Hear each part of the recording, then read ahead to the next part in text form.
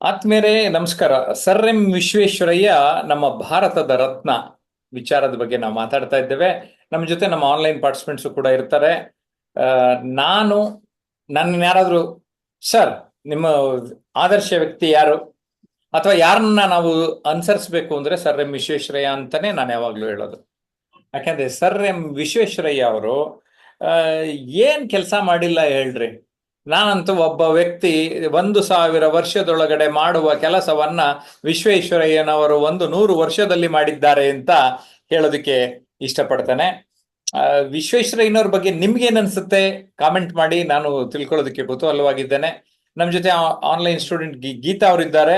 ಗೀತಾ ಅವರೇ, ಏನ್ ಹೇಳ್ತೀರಿ? ಸರ್ ನಮಸ್ತೆ.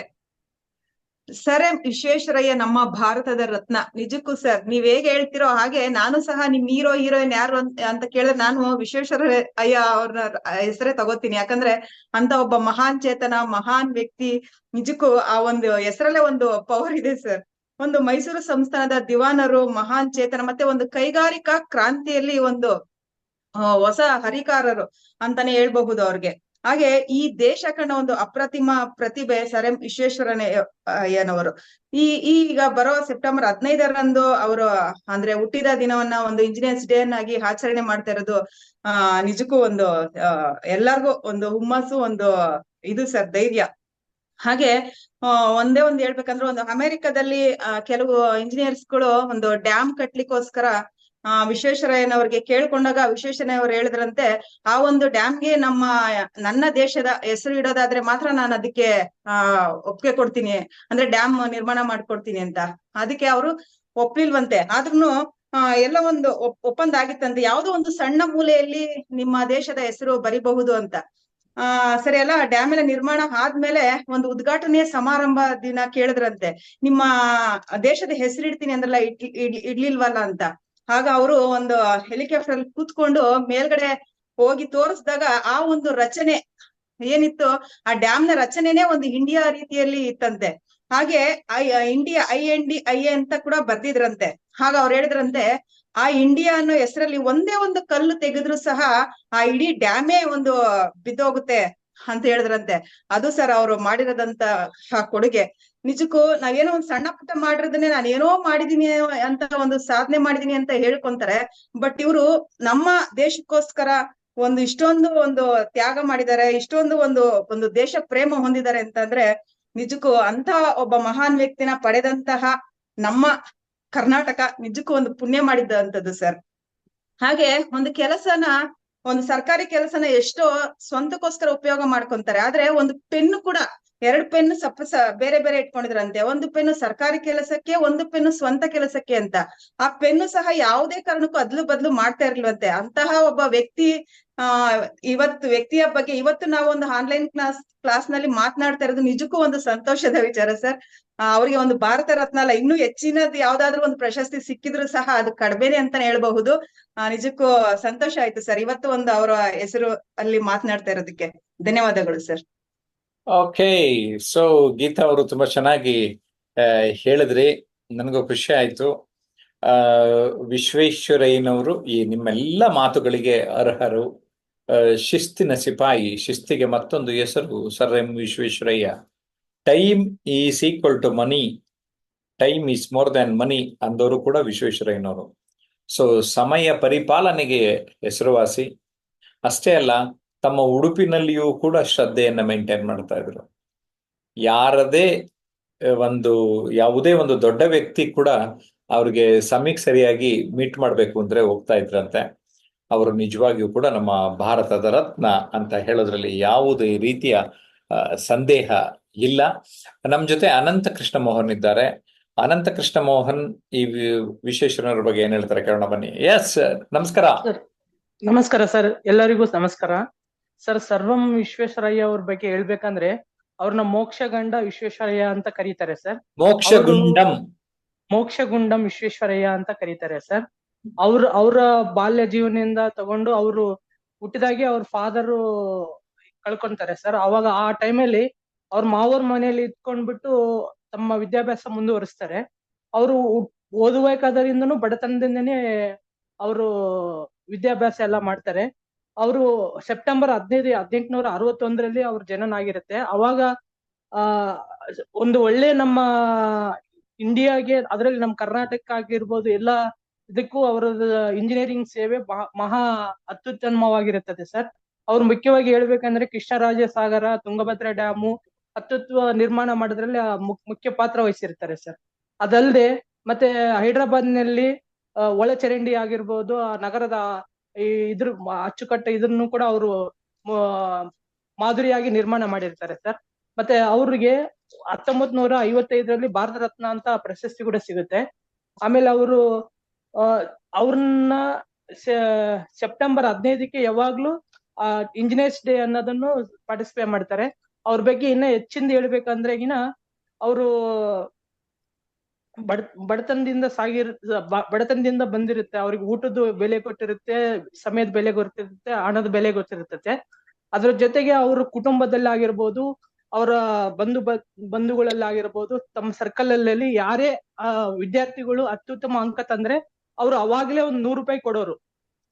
ಆ ಅಂಕಗಳು ತಂದವ್ರನ್ನ ಕರೆದು ಮನೇಲಿ ಊಟ ಮಾಡಿಸ್ಬಿಟ್ಟು ಅವ್ರಿಗೆ ₹100 ಕೊಡೋರು. ಮತ್ತೆ ವಿದ್ಯಾಭ್ಯಾಸಕ್ಕೆ ಏನಾದ್ರು ಬೇಕಾದ್ರೂ ಸಹಾಯ ಮಾಡೋರು. ಒಂದ್ಸರಿ ಅವ್ರ ಸೋದರ ಮಾವನ ಮಗನೇ ಅಂದ್ರೆ ಅವನಿಗೂ ಕೂಡ ಒಂದ್ಸರಿ ಅಂಕಗಳು ತಂದಾಗ, ನೀನ್ ನಮ್ ಮನೆಗ್ ಬಾರಪ್ಪ ಅಂತ ಹೇಳ್ತಾನೆ. ಮನೆಗ್ ಬಾ ಅಂದ್ರೆ ಅವ್ರು ಯಾವಾಗ್ಲೂ 7:45ಗೆ ಅವ್ರು ದಿನಚರಿಯಲ್ಲಿ 7:45ಗೆ ಊಟ ಮಾಡ್ಬಿಟ್ಟು ಮಲ್ಗೋದು ಅವ್ರಿಗೆ ಅಭ್ಯಾಸ. ಆ ಟೈಮ್ಗೆ ಅವ್ರಿಗೆ ಕರೆದಿರ್ತಾರೆ. ಬಟ್ ಅವರು ಆ ಹುಡುಗ ಅಂಕಗಳು ತಂದಿರೋ ಖುಷಿನೆಲ್ಲ ಅವನು ಚಿಕ್ಕಪೇಟೆ ಅಲ್ಲಿ ಇಲ್ಲಿ ಎಲ್ಲ ತಿರ್ಗಾಡ್ಬಿಟ್ಟು ಲೇಟ್ ಆಗಿ ಬರ್ತಾನೆ. 8:15ಗೆ ಬರ್ತಾನೆ. 8:15ಗೆ ಬಂದಾಗ ಅವಾಗ ಅವ್ರ ಮನೆಯಲ್ಲಿ ಹೇಳ್ತಾರೆ, ಅವ್ನ್ ಬಂದ್ರೆ ಊಟ ಕೊಡು ಅಂತ ಹೇಳ್ತಾರೆ. ಊಟ ಮಾಡ್ಕೊಂಡು ಬಂದ್ಮೇಲೆ ಅವನಿಗೆ ಯಾವಾಗ ₹100 ಕೊಡ್ತಾರೆ ಅನ್ನೋದು ಅವನಿಗೆ ಮೊದಲಿಂದ ಗೊತ್ತಿತ್ತು. ಆದ್ರೆ ಅವನಿಗೆ ₹25 ಕೊಡ್ತಾರೆ. ಅವಾಗ ಹೇಳ್ತಾನೆ, ನೋಡಪ್ಪ, ನಿನ್ ಸಮಯ ಪಾಲನೆ ಅನ್ನೋದು ನಿನ್ ಲೈಫಲ್ಲಿ ಬಹಳ ಇಂಪಾರ್ಟೆಂಟ್. ನಿನ್ ಅಂಕಗಳು ತಂದಿರ್ಬೋದು, ಆದ್ರೂ ಕೂಡ ನೀನು ಜೀವನದಲ್ಲಿ ಟೈಮ್ ಅನ್ನೋದನ್ನ ಫಾಲೋ ಮಾಡ್ಬೇಕು ಅಂತೇಳಿ ಅವತ್ತು ಹೇಳ್ತಾರೆ. ಅದೊಂದು ನಿದರ್ಶನ ತಗೋಬಹುದು. ಆಮೇಲೆ ಅವ್ರ ಬಡತನದಿಂದ ಬಹಳಷ್ಟು ಆಮೇಲೆ ಇನ್ನೊಂದು ಮುಖ್ಯವಾಗಿ ಹೇಳ್ಬೇಕಂದ್ರೆ, ಒಂದ್ಸರಿ ಟ್ರೈನಲ್ಲಿ ಜರ್ನಿ ಮಾಡ್ಬೇಕಾದ್ರೆ ಟ್ರೈನ್ ಸೌಂಡ್ ಏನೋ ಡಿಫ್ರೆಂಟ್ ಆಗ್ತದೆ. ಆ ಟೈಮಲ್ಲಿ ಬ್ರಿಟಿಷರು ಕೂಡ ಜರ್ನಿ ಮಾಡ್ತಾ ಇರ್ತಾರೆ ಆ ಟ್ರೈನಲ್ಲಿ. ಅವಾಗ ಇವರು ಬಿಳೆ ಬಟ್ಟೆಗಳು ಹಾಕೊಂಡು ಇವರದೇ ಆದ ಒಂದು ಮಾದರಿನಲ್ಲಿ ಇದ್ದಾಗ ಅವರೆಲ್ಲ ಆಟ ಆಡ್ಕೊಂತಾರೆ. ಇವ್ರು ಕರ್ರಿ ಇರ್ತಾರೆ, ಅವರೆಲ್ಲ ಬೆಳ್ಳಗಿರ್ತಾರೆ. ಇವ್ರು ಯಾರೋ ಹುಚ್ಚ ಇದ್ದಂಗೆ ಇದಾನ ಅಂತ ಅವರೆಲ್ಲ ಮಾತಾಡ್ಕೊಂತ ಇರ್ತಾರೆ. ಆದ್ರೂ ಕೂಡ ಆ ಸಮಯದಲ್ಲಿ ಚೈನ್ ಎಳೆದ್ಬಿಟ್ಟು ನಿಂದ್ರಿಸ್ತಾನೆ. ಅವಾಗ ಬಂದ್ ಕೇಳಿದ್ರೆ, ಇಲ್ಲ ಸೌಂಡ್ ಏನೋ ಡಿಫ್ರೆಂಟ್ ಆಗಿ ಬರ್ತಾ ಇದೆ, ಮುಂದೆ ಏನೋ ಪ್ರಾಬ್ಲಮ್ ಇದೆ, ಸೊ ಅದಕ್ಕಾಗಿ ಎಳೆದಿದ್ದೀನಿ ಅಂತ ಹೇಳ್ತಾರ. ಅವರು ಅದೇ ರೀತಿ ಒಂದ್ ಸ್ವಲ್ಪ ಮುಂದೆ ಹೋಗಿ ಚೆಕ್ ಮಾಡಿದಾಗ ಎರಡು ಇದು ಕೂಡ ವೀಲ್ ಕೂಡ ಇದು ಟ್ರ್ಯಾಕ್ ಕೂಡ ತಪ್ಪಿರುತ್ತೆ. ಸೊ ಅವಾಗ ಕೂಡ ಅವ್ರನ್ನ ಗುರ್ತಿಸ್ತಾರೆ.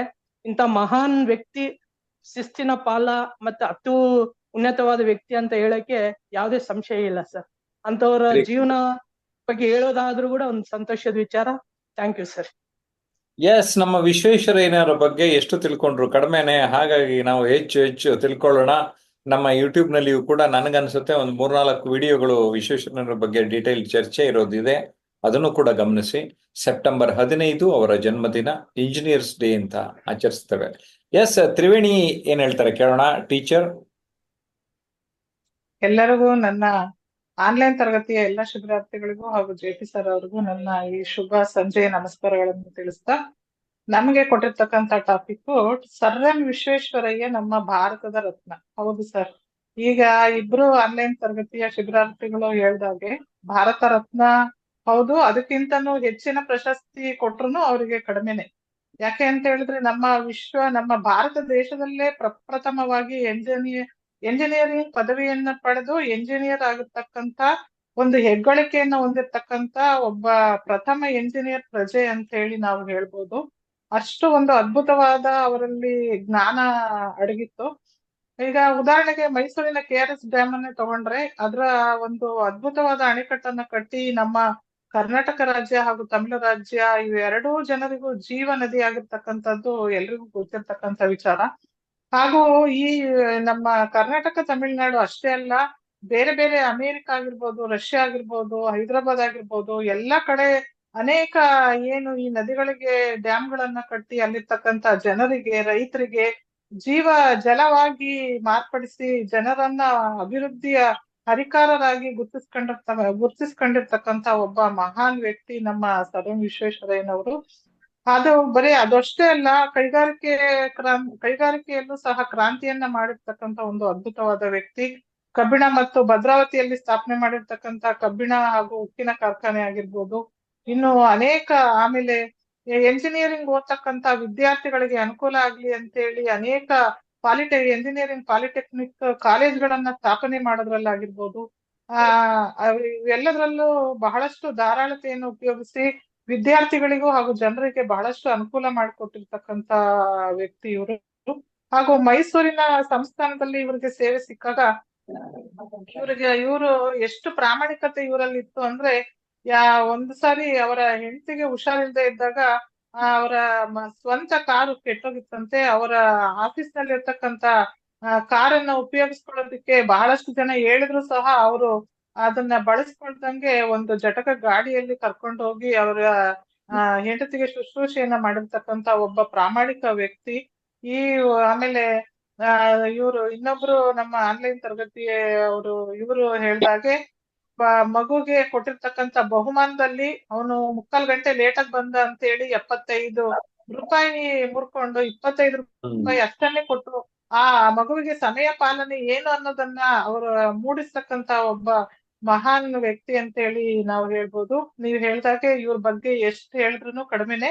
ಇವರು ಚಿಕ್ಕಬಳ್ಳಾಪುರ ತಾಲೂಕಿನ ಮುದ್ದೇನಹಳ್ಳಿ ಗ್ರಾಮದಲ್ಲಿ ಜನಿಸಿರ್ತಕ್ಕಂತ ಬಡ ಕುಟುಂಬದಲ್ಲಿ ಜನಿಸಿದ್ರು ಸಹ ಇವರ ಒಂದು ಬುದ್ಧಿಮತ್ತೆ ಎಂತ ವಿದೇಶಿಯರನ್ನು ಸಹ ಬೆರಗುಗೊಳಿಸುವಂತಹ ಒಂದು ಅದ್ಭುತವಾದ ಜ್ಞಾನ ಇವರಲ್ಲಿತ್ತು. ಹಾಗಾಗಿ ಅಮೆರಿಕದವರು ಇವರ ಮೆದುಳಿನಲ್ಲಿ ಅಂತ ಅದ್ಭುತ ಏನಿರ್ಬೋದು, ಅವರ ಸತ್ತ ಮೇಲೆ ಅವರ ಮೆದುಳನ್ನ ನಮ್ಗೆ ಕೊಡಿ, ನಾವ್ ಎಷ್ಟು ಕೋಟಿ ಬೇಕಾದ್ರೂ ಕೊಡ್ತೀವಿ ಅಂತ ಹೇಳಿ ಹೇಳಿದ್ರು ಸಹಿತ ನಮ್ಮ ಕರ್ನಾಟಕದಲ್ಲಿ ಆ ಮೆದುಳನ್ನ ಅವರಿಗೆ ಕೊಡದಂಗೆ ಅದಕ್ಕೆ ಒಪ್ಪದೆ ಕೊಡ್ಲಿಲ್ಲ ಅನ್ನೋದು ನಾನು ಅನೇಕ ಪುಸ್ತಕಗಳಲ್ಲಿ ಓದಿದ್ದೀನಿ.